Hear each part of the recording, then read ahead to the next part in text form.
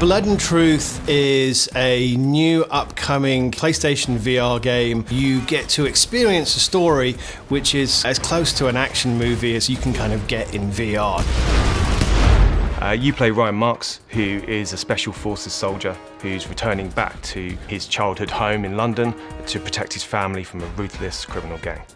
We're huge action movie fans here, so we wanted the main character who could handle themselves but was also massively against the odds, and that's what puts him in these situations like jumping out of collapsing buildings or fighting off assault helicopters from the top of an open-top car racing through London. If it's been in an action movie, we've either done it or we thought about doing it.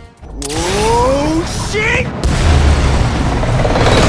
The London Heist, which was obviously a part of PlayStation VR Worlds, was very much kind of almost like a proof of concept for Blood and Truth. I think, if the London Heist was kind of like our love letter to Guy Ritchie and the Guy Ritchie kind of movies, Blood and Truth is much more our love letter to action movies.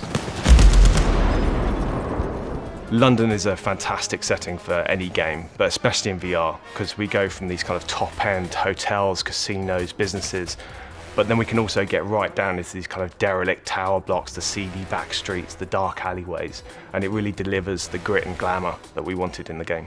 Perhaps one of the more surprising things of virtual reality storytelling is you kind of anticipate with VR that it's really good at spectacle, and it is really good at doing spectacle. I think we proved that at loads of points within the game.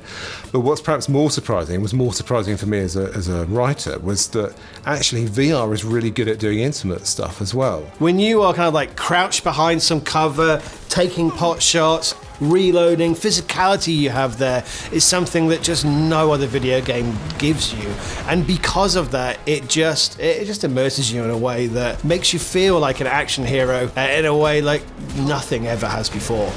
I think that's what I love about it the most, is you're not just watching it on the screen, you're actually there in the centre of the action, everything's going on around you, and that's what's so powerful about VR.